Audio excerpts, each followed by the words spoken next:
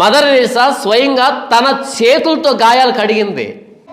ఆవిడ గురించి వ్రాయబడినటువంటి ఒక సందర్భం ఏంటంటే, ఓ రోజు పడుకొని ఉన్నప్పుడు కిటికీలోంచి మూలుగులు వినపడుతున్నాయట బయట నుంచి. ఎవరా అని చూస్తే బయట ఎవరో కుష్ఠరోగి మూలుగుతున్నాడు. వెళ్ళి తన భుజం మీద వేసుకొని తెచ్చుకుంది ఆ వ్యక్తిని లోపలికి.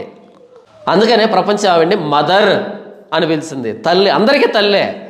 తెరీసా ఆవిడ పేరు, కానీ ఏమని పిలిచింది ప్రపంచం? మదర్, అందరికీ తల్లే. విషయం ఏంటంటే ఆవిడ పెళ్లి కాలే, పెళ్లి చేసుకోలే. చాలా అందంగా ఉంటుంది తను. తెరీసా చాలా అందంగా ఉంటుంది. ఆవిడ వయసులో ఉన్న ఫోటోలు చూస్తే పెళ్లి చేసుకోలే, కానీ ప్రపంచం అందరికీ మదర్ అయింది, నిస్వార్థమైన సేవ చేసి.